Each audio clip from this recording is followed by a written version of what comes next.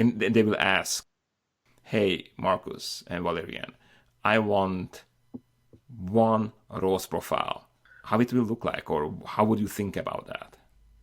Okay, yeah. I think Welcome to CoffeeIs.me podcast, where me means you, or more precisely, us. This is the show where your host, Valerian, without using any interrogation techniques, convinces coffee professionals to reveal their secrets to teach and inspire you to make better coffee and earn a few bucks on the side, if that's what you fancy. Let the show begin. Welcome, Coffee is Me listeners. Today I have my former co-host, or I guess maybe future co-host, Marcus Young on the line. Hey, Marcus, what's up? hey everybody, and hey Valerian, it's great to be back. I think yeah, we've stopped doing these together for a little while and I miss it. So I'm so happy to be here. Thank you. Yeah, in the beginning it was a technical issue, but later I kind of enjoyed being myself. Sorry for being selfish. Hey, I understand we all like to be little ayatollahs sometimes. Yeah. Oh, thanks. No, I missed you too, man. I missed you too. I missed your knowledge. But I have to say our guests were pretty good and they helped me to go through this podcast. I hope that they were fun for everyone. Today I was thinking that let's just connect together and talk what we are doing, because the world changed in March and we kind of went a little bit different ways, but on some kind we didn't, because it's all kind of connects. So I want to talk about what we are doing right now, you and me, and then we hit the most popular topics we are asked. And we're going to talk about starting a coffee company, obviously. We are going to talk about roasters, about roast profiles, about branding, and a lot of awesome stuff you guys ask us all the time. But before we dive into that, I do this rarely, but I think it's time to ask you for help. This podcast is existing only because of you. You guys are giving us the pep talk, you guys giving me feedback, you guys giving us reviews, and those help us going. So I would like to ask you to go and review this podcast. Let me really know what you guys think. You can mention also the topics, you can criticize my accent, it's all game, but it's very important that those reviews appear on iTunes, on Spotify, on Stitcher, or wherever you listen to this podcast. So thank you so much for helping with your reviews, and now it's time to talk to Marcus. Hey Marcus, so let us know, what are you doing right now? Yeah, thanks, Valerian. Right now, I am doing a lot of work online, like most of us. And we've got some awesome webinars that we've put together. So I'm constantly thinking about how to create new webinar content, how to make the courses that we're already offering even better. And one of the cool benefits of taking one of the webinars is students get a little one-on-one advising with me after the course. So I also find myself several times a week in calls that kind of range from maybe half an hour to 45 minutes, talking with students and learning more about their particular businesses and their particular struggles and successes. So that's how I spend a lot of my days right now, and it's really awesome. Just to mention what's the difference between Coffee Pro and the webinars. The Coffee Pro and coffeecourses.com are online courses which are already filmed, they are already done. You basically use it as you would use a Netflix. You come in and you learn when you want, on your own time, and you get access to all the courses throughout your membership. Or you can buy them individually if you want. They are incredible, right? This opportunity to study independently and to review material at your own pace and to go back to concepts after maybe trying some things hands-on is so unique. And it's really incredible, not just the content, but the way you can access that. Right. And on the other hand, you have the live webinars where people can actually be interactive. It's almost like a live class, but it's on Zoom and people can interact. And they have that 1 hour extra consultancy, which sounds pretty awesome. I never thought about it, but maybe I steal that idea from you. Of course. We call this episode the Black Friday edition for two reasons. One, that you guys are going to get an awesome value when we're going to talk about the branding and the coffee roast profiles and all these things, which usually you have to pay money for if you want to get it from us, right? But we also call it because we have a specials for you. What's the special from your side, Marcus? Yeah, I'm really excited. We are offering a pretty rare discount on these courses of 15% off any upcoming webinar. Oh, So that's pretty man. It's not like a one-time code. Somebody could decide to come in and sign up for multiple webinars at once and take advantage of the same discount. oh, they can buy more than one? Yeah, yep. Wow, awesome. Okay. How about you, buddy? Well, we offer on Coffee Pro a very rare. We stopped doing any discounts, I would say. It's a pretty rare. On Coffee Pro, you can save now $100. So it's not $499.95, but it's $399.95. You have to use the coupon Coffee is Me. But if you decide that, you know what, it's maybe the Coffee Pro membership is not right for me, you want to kind of try out other courses, maybe one or two, then we offer 25% off of any course. You can take also more courses, and because that's how the coupon code is set up. I didn't even thought about it. And the other advantage is that if you become a Coffee Pro and you want to join Marcus's webinars or later our live courses, you get also 15% off those. And do your math. If you are serious about learning coffee, if you are a Coffee Pro member and you will sign up for a live course, you will get money back very fast, I would say. On the other hand, if they purchase your webinars, while they are purchasing it, they can also add to the cart their Coffee Pro for $399.95, correct? Yeah, exactly. So we make it really easy. We've tried to tie both programs to one another in our shopping carts and things. So if you come to the bootcoffee.com, check out of a webinar, there's an option right there to add the Coffee Pro membership at the discounted price and just check out all at once. And if you go to coffeecourses.com and you purchase Coffee Pro, then in your dashboard you will find the link to the coupon code to purchase the webinar. So whichever works for you. Some people are more live learners. They prefer the live education, and they maybe later they want to kind of review it, so they purchase the Coffee Pro program. Some people like to kind of get the first theories into them, learn the first things, and then join the webinars because they want to ask very concrete questions. Each of them work very well, so perfect. It does. And I think they complement each other really well also. I mean, Willem, who presents most of the content on coffeecourses.com, he and I sometimes have slightly different approaches to things. So students can get the benefit of a variety of different approaches, but ultimately all aiming to accomplish the same thing, which is delicious coffee that customers want to buy. Perfect. And now we will stop torturing you with our pitch and move on. And this is a good segue because I was actually curious about this. Recently, I was browsing the social media like a good boy does, and I found a kind of a post from a coffee professional, very well-respected coffee professional, basically criticizing other coffee schools that they don't have certain approach to coffee roasting. What do you think? Is there only one approach to coffee roasting? Is there only one theory, or how does this work? Yeah, that's perfect. I think I saw that post as well. We're not going to name names, but people could research it if they're interested.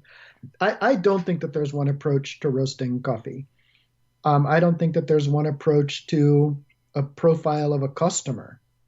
Anyone who's spent a little bit of time working in a cafe or serving coffee to people one-on-one knows that, there is no one coffee that's right for everybody. And I don't think there's any one way to roast coffee that's right for everyone. I think, there's defects, right? There's defects in the green coffee. There's defects that you can get to through roasting.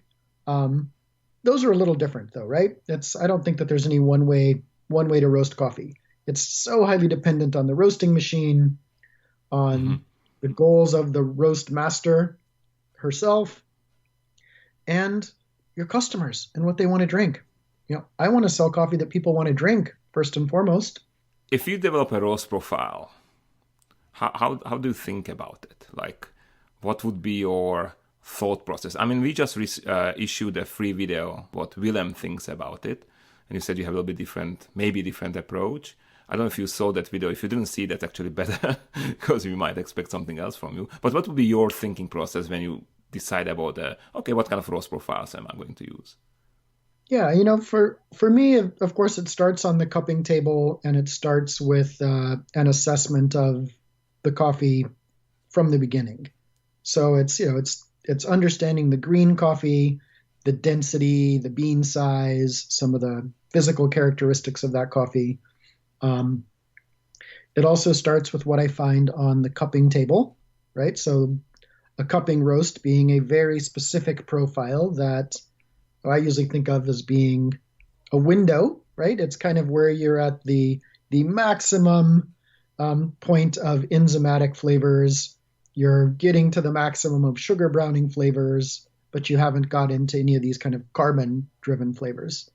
And that's probably not the best way to roast the coffee for production, but it's the best picture into what the coffee has to offer. So, once I kind of have an understanding of the coffee in general, like what is its potential, then I can start thinking about how do I want to roast this coffee? Where am I going to use this coffee? Am I roasting this coffee to brew it as espresso? Is this coffee going to be roasted and go into a blend? Is this a coffee that I want to be broadly appealing? Something that just an everyday grab and go, little bit of cream in their coffee drinker is going to come back for day after day. But also a coffee that somebody like Valerian, who's quite serious about his coffee, is also going to find interesting enough, right? Or, on the other end of that, is this a coffee that I know is kind of a boutique, high-end, like coffee for coffee nerds coffee, right? So I kind of have to think about all those things before I can ever think about what my approach is going to be in the roaster. Coming back to that post, I don't like people who are deterministic and tell you that this is the only way. And I think that kind of thinking really does not help us as a human race. It does not move us ahead. If you come up with a super weird roast profile, I don't know, there was this company who was doing wood-burned roasters, and their roast was like 20 minutes, and it was a medium roast. I don't think that was my favorite coffee, but on the other hand, kudos to them that they came up with something different. Because if you are not different, if you don't have you in that product, what's the point? Why would I roast the same way as my competition, right? Exactly. And to me, I mean, there's a lot of science to this. Even science can't point to what the correct way is with something like roasting because of the ultimate subjectivity of our customers. But yeah, and I'm not one to criticize somebody if they take a beautiful fruity Ethiopian and roast it to second crack, right? That might not be an approach I would choose to take with that coffee. But if they really love it, if they can roast second crack coffee that's still sweet and still has some of the character of the roast of the farm, and they have customers that demand that, I'm not going to criticize that. I want to help them to do that the best that they possibly can. Is that the goal, to highlight the farm? Me and you, definitely. There's no question about that. But maybe for that company and the customers, that does not really matter. They want a cheap coffee, they want a smoke, or whatever they're looking for. I'm not really sure. And I think that's a legit to say that they have a total right to that, and they have their product. Don't forget that, I don't know, 15, 20 years ago, the dark roast was the king. That we actually remember that when people were saying that, oh, the light roast is only for mega corporations because they want to save on the weight. Exactly. And now the argument's just the opposite, right? Oh, Pizza and Starbucks and these dark roast companies they roast very dark because they just want to buy cheap coffee, right? So people always accuse these bigger companies of being stingy, when you could argue it either way, which is kind of the point that people make. To me, it's like the idea of, I would just like to have more palatable coffee available in more places. And if somebody could develop a roast profile that allows them to buy, you know, equitably priced but inexpensive coffees and sell their ultimate product to a gas station, great. If that's a step above all the other gas station coffee out there, but the gas station can support their business model with it, I'm going to be excited about that. It's like surprising coffee in surprising places. It's you. It's about you as a roaster to come up with your roast profile, and don't think that somebody will tell you that this is the only way. We actually, on coffee courses, I'm sure you do that also on your webinars because I attended your live course, we teach you the theories of how the coffee behaves in a roaster. We don't give you roast profiles, really. That's not our goal.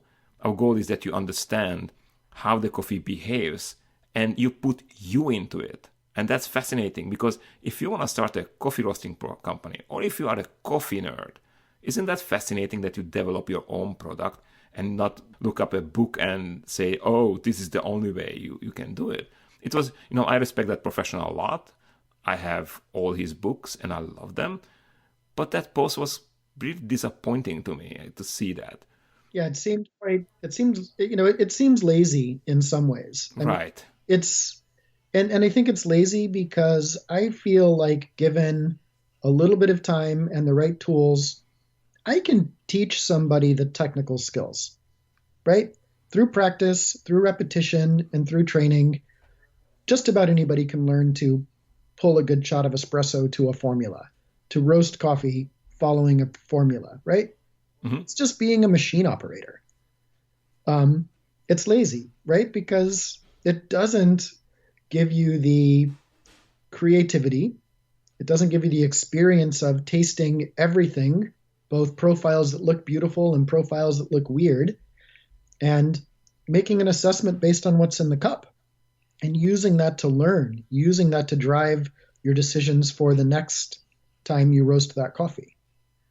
It also simplifies coffee, which is not true. Coffee is so freaking complex, and we are still not understanding it in many, many, many ways. On the other hand, we have our taste buds and noses and our perception of flavor and taste, which is, again, so super complex and individual. You just cannot put it into one formula. Just not possible, Exactly. So, but I think I'll kind of wrap, maybe, I don't know if we want to wrap up this section, but let's do that. Let's move on. I think there is value for an individual roast master or a specific roasting company in maybe having sort of a general stock generic approach to some of their coffees. Because, the realities of running a coffee business are that you don't have time to spend hours and hours designing 20 different potential profiles for a coffee that you're going to bring into production, right? You need a well of, or a recipe book of kind of off-the-shelf profiles where when you get a brand new coffee in, you can just get into the roaster, roast it, have something that probably tastes pretty good and that's not going to be weird or out of the realm of expectation for your customers, and start selling it, right? Yes, you might change that profile in small ways over the coming weeks, but there is value in having kind of a one-trick pony approach to a couple of different coffees. Yes, absolutely. And I will be very frank about it. That's how we do it at Green Plantation, and that's how we did it in Unleash Coffee. Because once you are doing production, it's production. There is no gaming, toying anymore. Especially if you have a small team, you don't have a coffee development or product development team. It's a bit harder. You are basically master of all trades. It's more complex. We did the same thing with Central City Coffee and with Question Coffee. And I would say that the very largest companies do that even more. When you're roasting a container of coffee a day, the Colombia you're roasting today is going to be a totally different coffee than the Colombia you're roasting in 2 weeks. Even if the profiles are similar, there's going to be differences, and you need an approach that's going to create consistency, because that's what I think your customers ultimately want. Anyhow, let's move on, because I think that we already started this how many roast profiles you should have. And I'm always thinking about me in 2002 when there was no Coffee Pro, there was no education. I think Probat in Germany was doing some courses which were basically about how to turn on and turn off the roaster. So there was no profiling or nothing like that. And again, it was a long time ago. And I'm thinking like, if somebody is today like that, and they will ask you, hey, Marcus and Valerian, I want one roast profile, how it will look like, or how would you think about that? Okay, yeah, I think, and I do think there's value here because sometimes you just get a coffee or you step up to a new roasting machine, right? There's times when you just have to start from a blank slate. And for me, as someone who kind of likes medium roast coffees or slightly lighter coffees, the first thing that I actually have to do is understand that coffee on a roaster and kind of understand both where first crack and second crack occur. So I'll actually roast a batch to second crack, and I'll taste it. But I'll use the data that I receive from that to design a profile where I will target an ending temperature that's kind of the mid temperature, the median temperature between first crack and second crack. This idea of a midpoint temperature if you've taken SCA courses. And that's only one part of it, but I find that roasting to that point and making the ultimate decision just based on what I smell and what I see in the trier, that usually gets me to a roast degree that I find pretty palatable. Okay. So that's like I said, that's not all of it, but that's kind of a reasonable starting point for me to understand, like on my roaster. What would be your timings? Exactly. And so then, from there, I kind of think about crafting a profile where I would spend maybe half of my total roast time, kind of in the drying phase. So in this phase from charging the green coffee into the roaster until color change. And for me, I call color change the point where there's no more green in my coffee when I see it in the trier.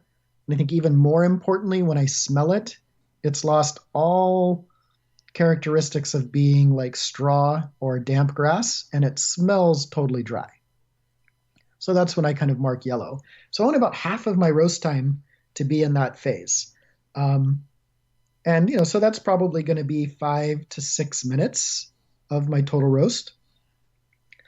And then from there, I usually start slowing down my roast a little bit, and I would target first crack somewhere around 8.5 to 9.5 minutes. I would have to kind of let this coffee tell me what it's doing in the roaster. I would watch how it's progressing. I would be smelling it. But give me a little bit of a window. And then once I hit first crack, I would aim for a 17 to 18% development time. So from first crack until I end my roast, I would be in that 17, 18% window. Okay.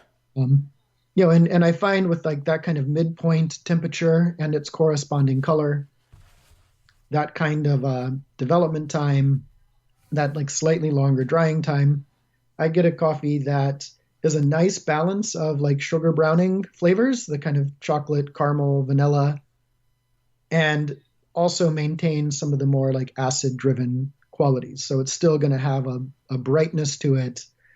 If there's like fresh fruit or those qualities in the coffee, I can still detect them. So that's my starting point. That's my gun to my head approach. Okay. So in my case, I actually developed this profile based on Coffee Pro. When I was filming Coffee Pro, I already had green plantation, and obviously I got all the lessons for free because I was filming and editing them. I really loved the approach when the first crack is around 10 minutes. Then you really, really slow down the whole process. I took it out a little bit before the first pop stopped.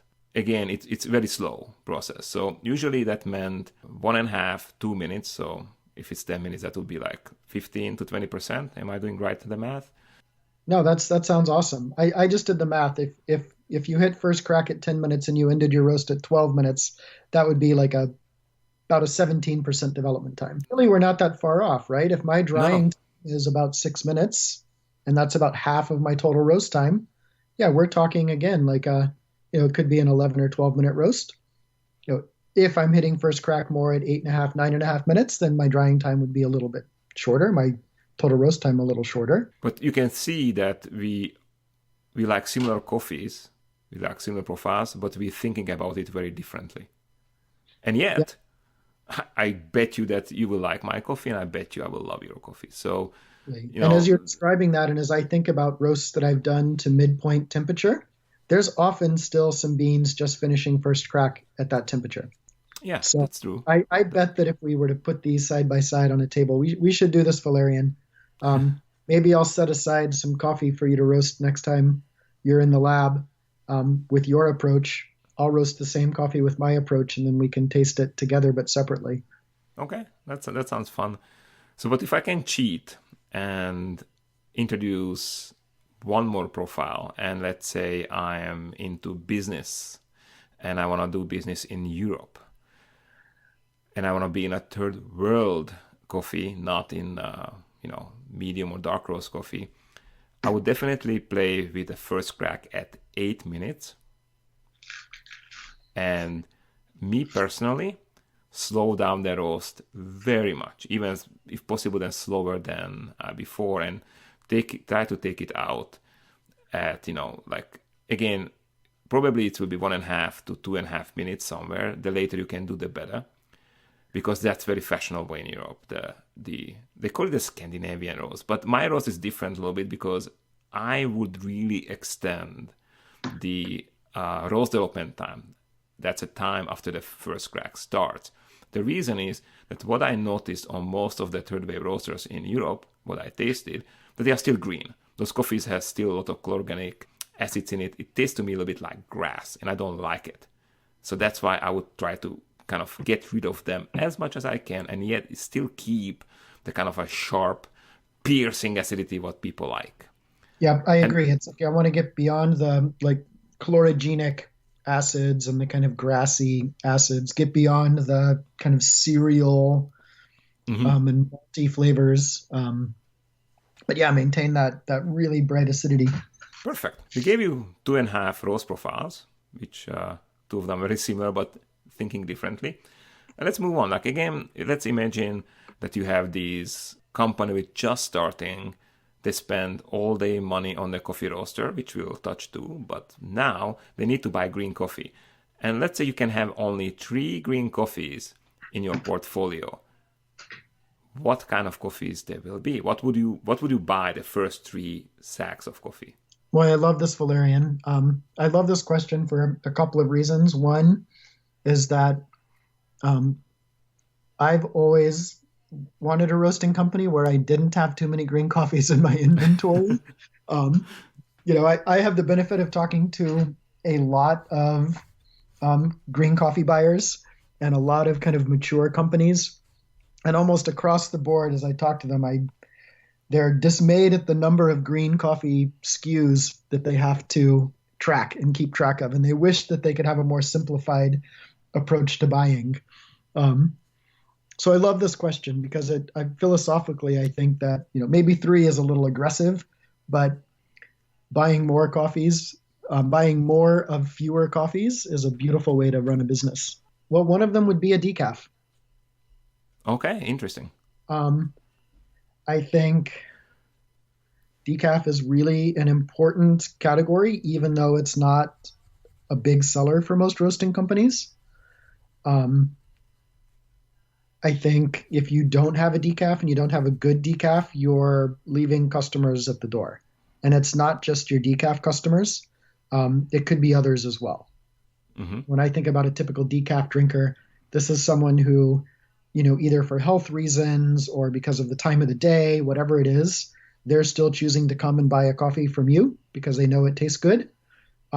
They're not getting the caffeine bump, they're not getting all of that. Maybe it doesn't taste quite as good as a non-decaf coffee, but they're still buying coffee. Like that's a coffee fanatic. I want that person to be my customer. If I can wow them with my decaf, I can probably wow um, their friends, their kids, their family who buy regular coffee as well. So I think it's a really important coffee to have. So I'd have a decaf.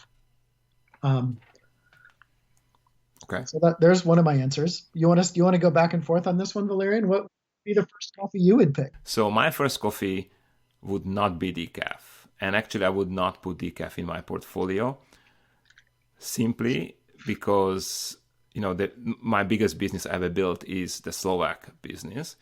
And in Slovakia, the decaf is not that popular. That said, we have a decaf and we're doing very well with it, considering the Slovak market, simply because we roast it fresh, and we are the only one. We are the only one who roast it fresh. And we are mocked by the third wave people, and I always say, well, you turn 40, 45, 50, you realize that, caffeine is really like strong. Like I get buzzed, so I have to be very careful. And we address these people. So that's cool, but that's not going to be my first coffee. My first coffee would be Brazil. Ideally, a sun-dried natural Brazil, which I can use beautifully in an espresso blend, and or drink as a very solid, very rich filter. So my first choice would be Brazil, sun-dried natural. Perfect. You go. Yeah, so I think my next coffee, and it's I could say sun-dried natural Brazil easily, because I think what I would look for is a coffee that's very sweet, that's has a full body, that's primary kind of flavor components would be chocolate and caramel and maybe some vanilla, just not a ton of fruit, but a little bit of acidity. That would be the kind of flavor profile that I would look for. Now, maybe I would find that probably most easily and affordably, I would find that in a Pulp Natural Brazil. But, I might also look at certain Colombians. I might look in Honduras. I might look even to like Tanzania or Uganda. So I would be making this determination based on a flavor profile primarily, and also with keeping price in mind. And I go for this coffee for a lot of reasons. I mean, one is I think it's broadly appealing. It's going to be a coffee that a coffee nerd may not go for, but they're not going to object to. And it's probably the coffee that my dad would go for every day, right? It can really it'll probably stand up to a lot of brew methods. It'll be very forgiving. And it becomes a really important backbone to a blend that provides, a lot of that sweetness, a lot of that body that I might be looking for in a house blend or an espresso. So right. I would be thinking of it from a flavor profile standard first, and then kind of country second. But I'm right there with you, Valerian.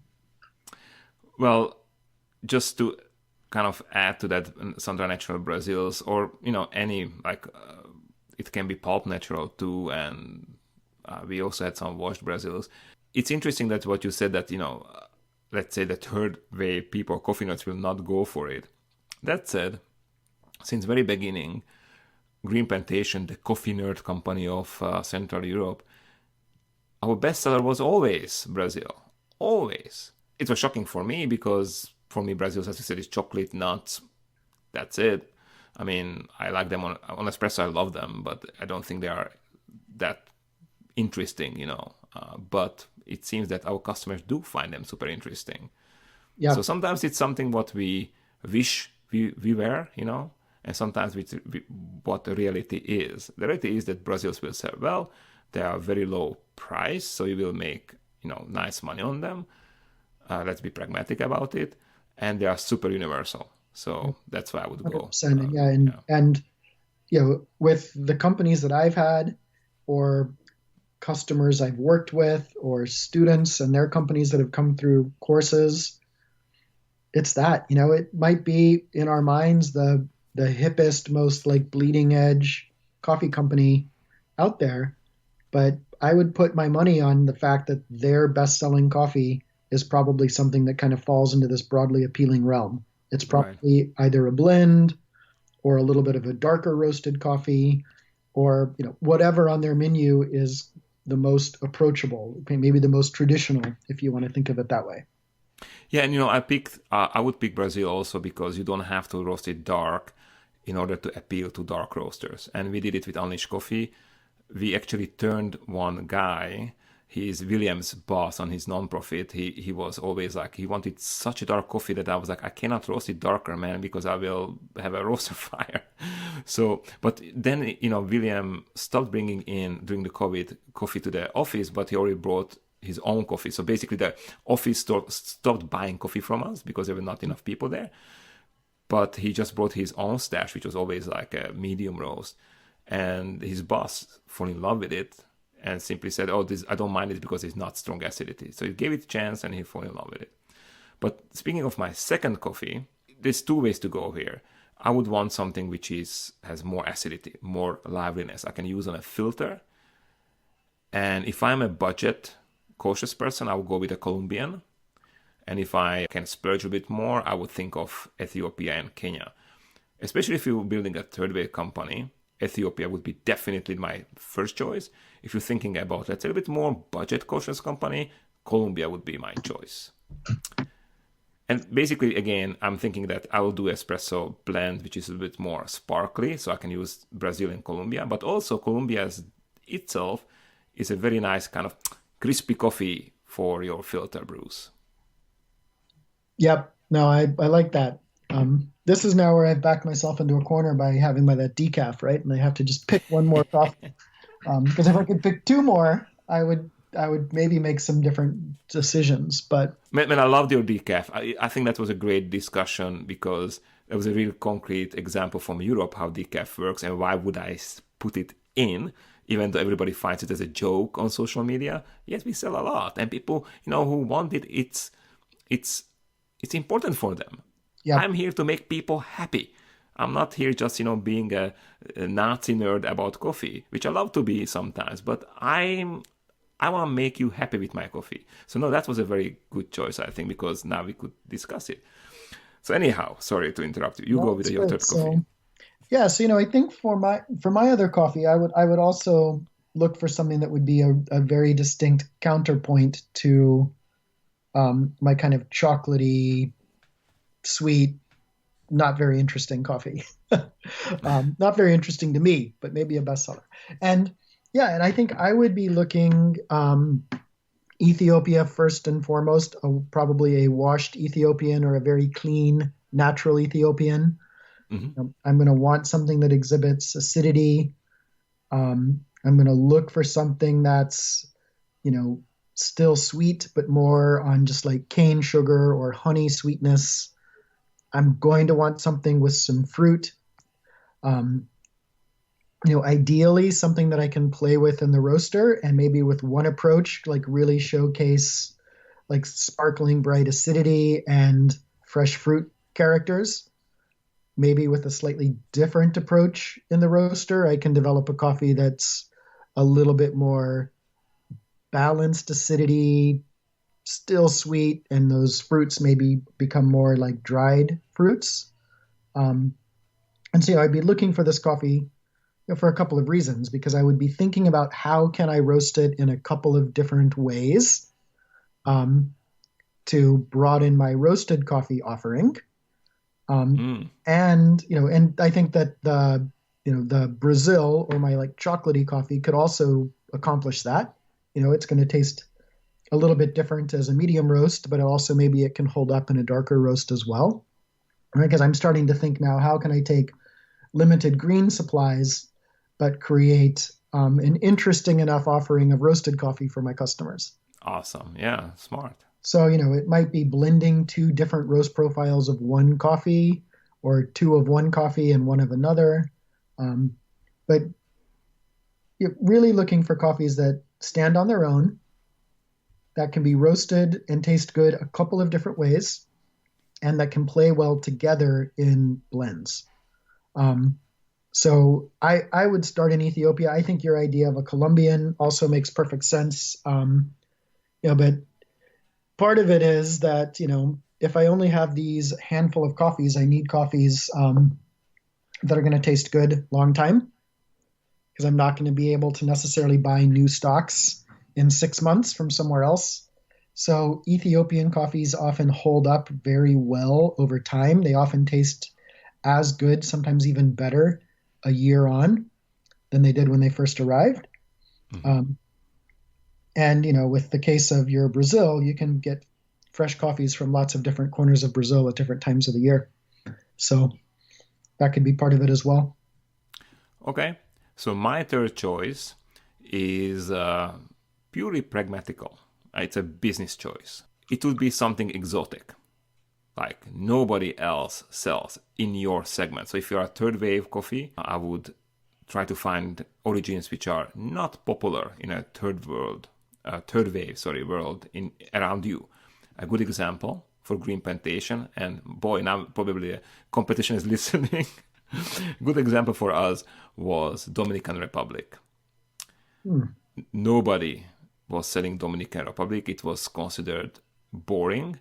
Although I have to say, I was super surprised how interesting the Dominican coffees were when we got it. But it can be something else. It can be if you find an interesting lot from Laos or China. Now we have China. So, in the last podcast, we talked about women producers. And, since last year, I was trying to find more female women producers for green plantation. And one of them is from China. And it's not the coffee which you go like, oh, florals, whatever. It's a little more subtle. It's still interesting to me, especially that it comes from a region which is famous for pu'er tea. It's kind of fermented tea. I kind of feel that fermentation in that coffee a little bit. Maybe it's something in my head because I know where it's from. Maybe not. But we sold a lot of it.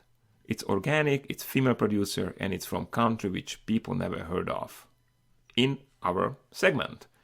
So I would go with something exotic, and I would be brave with it, go and get something what nobody has. And maybe it's not your top scoring coffee, but it will be something what your consumers go like, oh, wait, okay, I can travel now to China with your offering, or Dominican Republic, or whatever that is. So that would be my third choice. No, I love that. And your third choice dovetails into, one of the reasons why I like this philosophy of having, some sort of a sourcing strategy that encourages you to be, a little bit thoughtful as far as the coffees you're buying and not just buying everything. And I think part of it is with my kind of very extreme approach of only 3 coffees here that we've been discussing. The beauty of that, if you do it well, is that it does free you up to find the gems, to find the unique coffees and bring them in, and to promote them to your customers in a very clear and distinct way, right, Valerian? Like with your example of your 3 coffees, it's not like there's a ton of noise about all of these exotic coffees, all of these, like everything's always unique and special and the next hip thing. Boy, when you bring in that coffee from the Dominican Republic, and then 5 months later you have the coffee from the producer in China, you can really focus all of your efforts towards kind of promoting those coffees and talking about what makes them special and celebrating the growers of those coffees. In politics, they call it you own the narrative, right? 100%. And I love that because, it does get confusing when you see these companies that you go to their website and they have 50 different coffees available, and you go to their special offerings and there's like 8 different special offerings available. Like, oh my gosh, like that's awesome. I love that company. But I fear that when a truly special offering comes up, it gets lost in the shuffle. Yeah, here is an interesting thing. Like, and we can discuss this, that how many coffees should coffee company have on their portfolio? Because I thought that having, let's say, 4 or 5 coffees is a sweet spot, and it gives you kind of like a focus. So you can really focus on the quality of those coffees. That's how we did green plantation in 2012, and we restarted from going from dark roast to light roast. But very fast we learned that our customers love to travel. They want to try all the time new coffees. And if they don't find it on our offering, they go somewhere else. Mm-hmm. So what we do, we're still not offering 20 coffees. It's just not possible. I mean, that would be nuts even for accountants, and just crazy. So what we do, our offering is much bigger. I think it's like between 7 and 8 coffees. And we change them very often, which is pretty hard because you have to redo your website all the time. You have to put those coffees on the website. You have to obviously kind of think about the profile, which again we simplified. And as we talked about, that some companies have few profiles, and we use those just to streamline the production. But it's still hard work to always find new lots. Yeah, and I think that gets down to knowing your customers, because I really do think there's, at least in the US from my experience, there's kind of two camps of customers. There's the customers that want the familiar, the consistent, the no surprises, right? It's like, these are the folks that'll be upset if you swap out a component of your blend and it changes a little bit. Then there's the other camp of customers, which are those kind of seeking to travel with you. As you said, they want novelty, they want adventure, they want unique tastes, they want something dynamic. And we have to pay attention to both. On other hand, if I can play the devil's advocate, to convert people who like to try different things is much easier than somebody who is set in her or his ways. Don't you think? Oh, 100%. 100%. But is the value in the person who's set in their ways, is the effort to bring them on board more important? Because that's the person that comes to you twice a day, 6 days a week for 15 years. Right? There's a lot Touché. of value in the customer. Touché. So I think there's benefits to both. So I think having a sourcing model and a model of roasting that allows for them both is really important.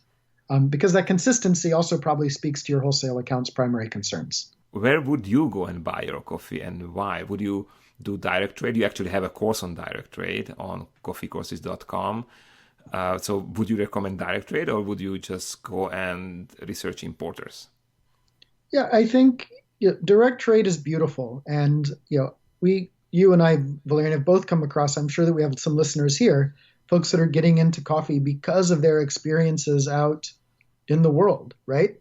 I mean, I have a client who's done development work and run large NGOs operating in Central America. And you know what? It probably makes sense for that person to do some direct trade. They know coffee producers. They know the folks that they want to buy coffees from. So, if you already have some connections with producers, by all means, I mean, that can be beautiful. I wouldn't though, put all of my eggs in one basket. And that goes with importers as well. I think, for most folks, it makes sense to start with a couple of importing companies, get to know the salespeople there really well, make sure that they get to know you and your tastes and your budget also.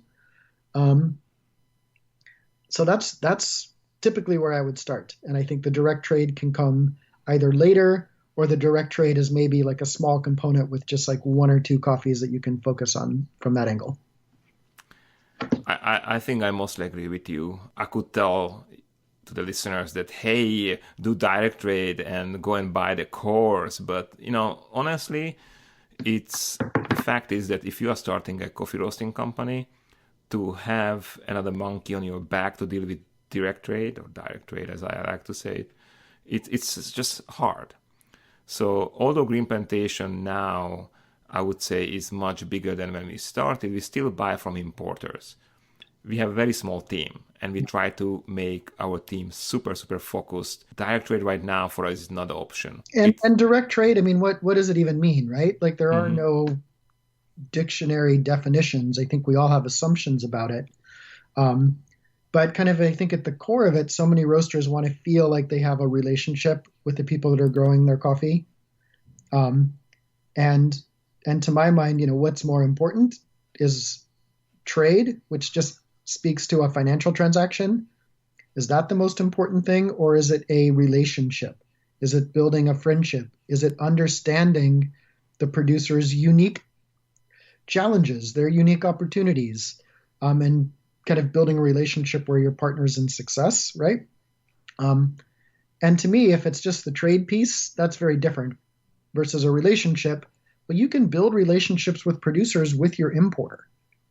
The importer doesn't preclude having a relationship and having a direct connection to the people growing your coffee.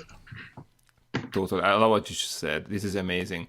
Like the difference between direct trade and relation, because you basically separated these things. A direct trade is going to the origin and buy coffee. It can be anything. You can rip off the farmer. You can, not care about the story. Just go there and buy it.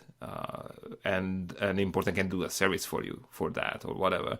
Right. And I would much rather sit down and have a conversation with a producer that's maybe facilitated by an importer.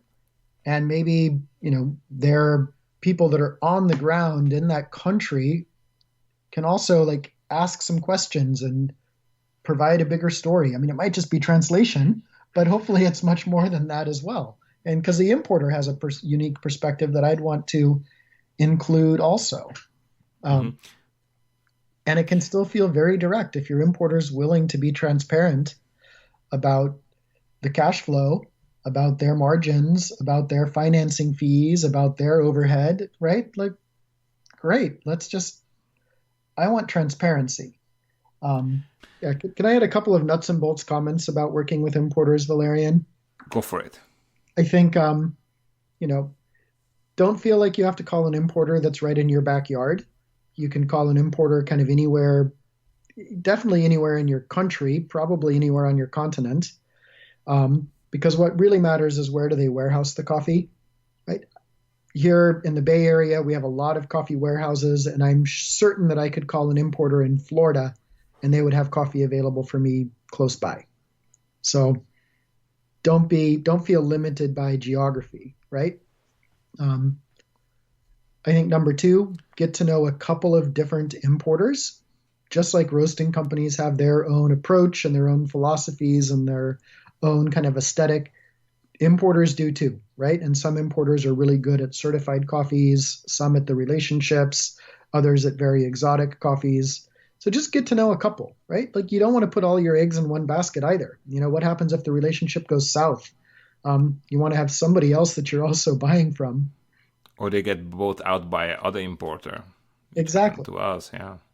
And I think, and along with that, though, develop a really good relationship with whoever your sales rep is at that importer. Because, you don't want to spread it super thin. I think, go deep with the few importers that you're working with. But think of that importer as your eyes and ears. They are tasting way more coffees than you're ever going to taste if you're a roaster, at all quality levels. And give them feedback, right? When you call them and ask for samples, they send you samples, give them feedback. Tell them good or bad what you liked about the coffee, what you didn't like, why you're not buying the coffee or why you are buying the coffee. Even if it's as simple as, thanks for the Tanzania sample. I found a coffee that tasted exactly the same for 50 cents less per pound from your competitor. Whatever it is, give them feedback, with the ultimate goal being just a more efficient relationship.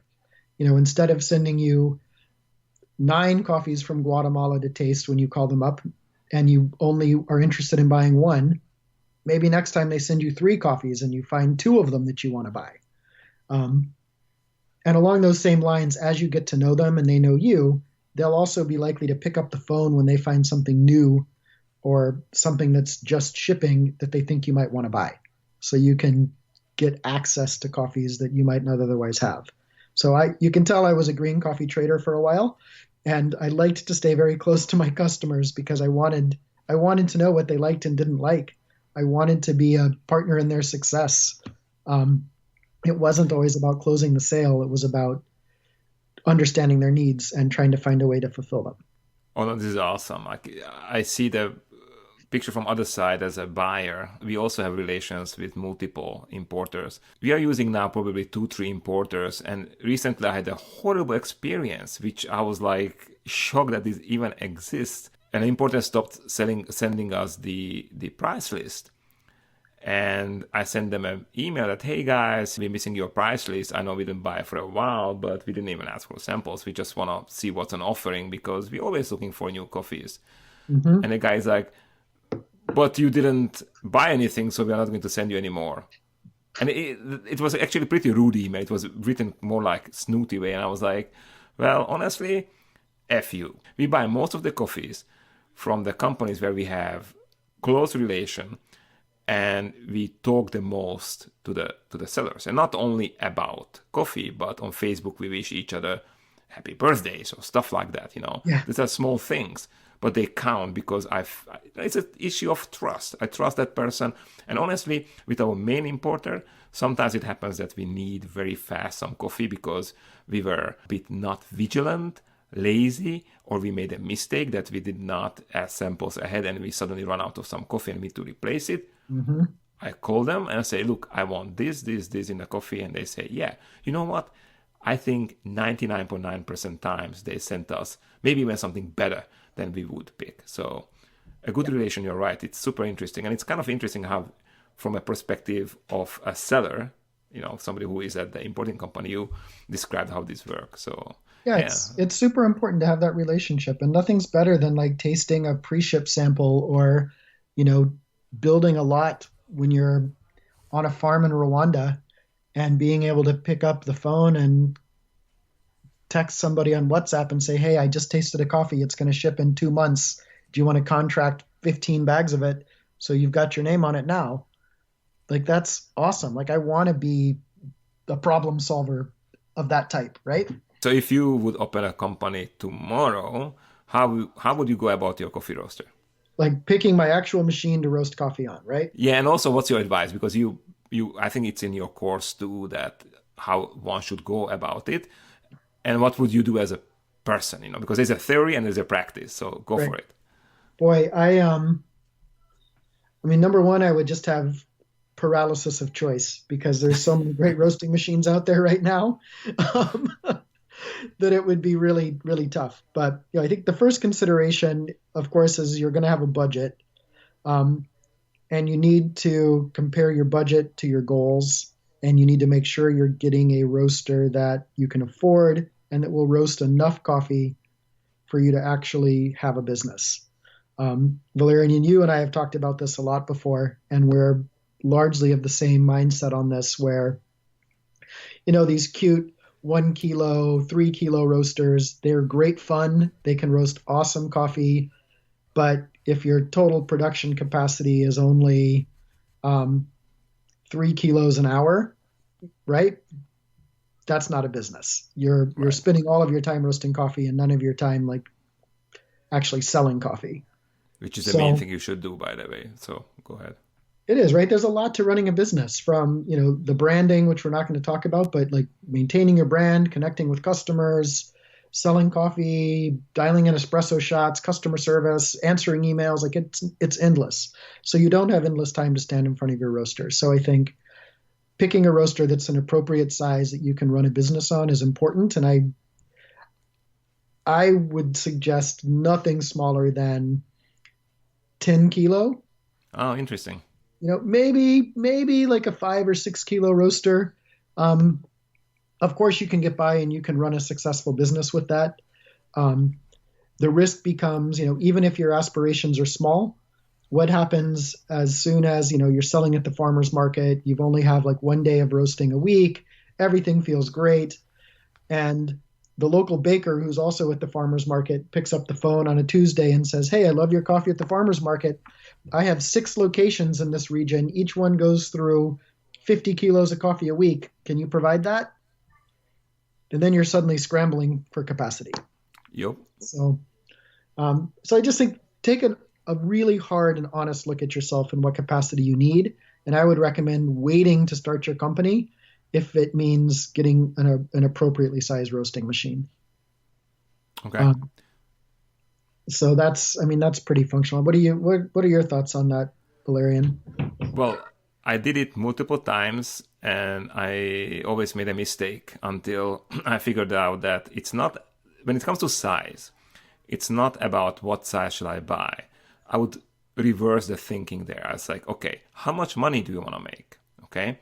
And make a business model for your company and do the math, like how big roaster you want. And you are right. My math, and that's why I was like, oh, cool, interesting. My math added up is between 10 and 50 kilo per batch, real batch, because obviously we have some roasters which say, oh, we roast 15 kilos, but if you put 15 kilos there, you will roast it for 25 minutes. So for our roast profiles, so just make sure that it roasts really 10. So 10 kilos per batch makes sense as a good start roaster.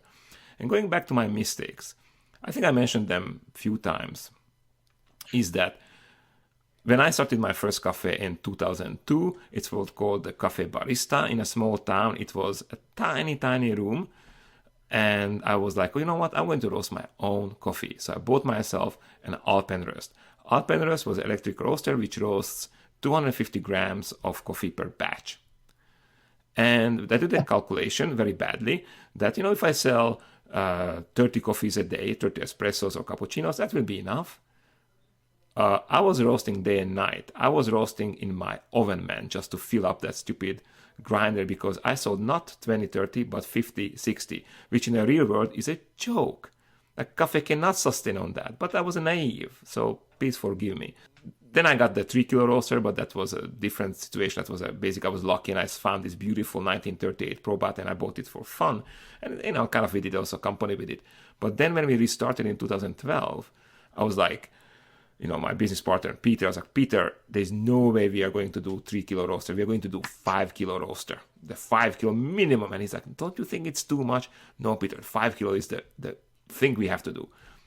Oh my gosh, man. Exactly what you said happened. In Bratislava, there's this called Dobrý trh, good market. It's kind of like a farmer's market style, very modern stuff. You sell used books, records, clothes, artisanal food. And we were there, and there was this very funky, weird dude who came to us and said, oh, you guys do coffee? Where do you do coffee? And, we kind of laughed him off because he was, quotation mark, super weird. Turned out he's artist who was starting cafe in Bratislava, which became the best third wave cafe in Bratislava, the Urban House. So then he opened another 3. So we got such a big order that the 5 kilo roaster was working all the time.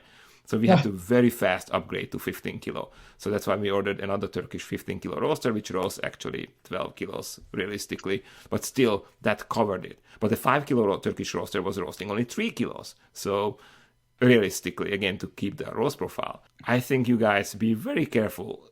But to think about it, you want to start a business or you want to toy around. And there's nothing wrong about toying around. I toy around with pizza, right? I have a pretty expensive pizza gear at home and having fun with it. But as soon as I would want to open a pizzeria, I know that will be not sufficient. I can make plenty of pizzas a day. I mean, you Marcus, know. I mean, I was making pizza for your wedding. No, it's amazing. It made a lot of pizzas, but it took 4 hours, It's not financially sustainable. So when it comes to the size, I would definitely think about how much money you want to make to be sustainable. Yeah, and I love what you recommended, Valerian, is when you start on your business plan, you got to start at the end, right? What do you need to make to support your family, to grow the business, to whatever your goals are? Start there and then start toying with numbers that get you to that point in the time frame you need to. Right. And I'll tell you one more thing, which I think is great, and I think that saved our bottom with Unleash Coffee, is co-working spaces. If I would rent out a space, roastery, if I would invested my money into roasters and packaging and all the stuff you need, Unleash Coffee would die right away. Right away. It will take like 6 months and we are out because we did not make the volume. But 4 years later we are here and we always make profit. So, it's really cool to have a place where you can test out your model. But on a serious roasters, because on a 3 kilo roasters, you will not test your model, your business. I mean, you will never sell enough coffee to know whether you can sell 150 kilos, right? Yeah. No, and I love that. Yeah, we're so lucky to see more and more. I mean, as an industry, we're so lucky to see more and more roasting companies or co-roasting companies, shared roasting spaces come available. And of course, if there isn't one in your town, that could be a whole other business opportunity for you. If you buy a roaster bigger than you need and you have some capacity, you could be open-minded to renting space on it as well. And that concludes our podcast. How was it? It was fun. It's good to catch up. It's always fun talking to you, Valerian, especially when we can dig into all things coffee. Shall we do the last promo? That they can now, this is a special Black Friday edition, where you can get discount on Coffee Pro, $100, or on any courses on coffeecourses.com, that would be 25%. Or you can go to bootcoffee.com and buy webinars run by our amazing Marcus Young, and you can get discount 15% if you use coupon code CoffeeIsMe. So fun code for any of the platforms here. If you buy Coffee Pro, you get also another discount for the webinars. And if you decide to go for the webinars, you get another discount for Coffee Pro. So, it's all tied. And the fact that you buy these products helps us to make more free content, right? 100%. It's great. We love it. All right, man. It was so awesome to have you again. We didn't have wine, unfortunately, but next time we definitely have to pop some wine. Yeah, sounds good. And thanks, everyone. It's good to be connected with all of you as well. All right. Bye. Bye.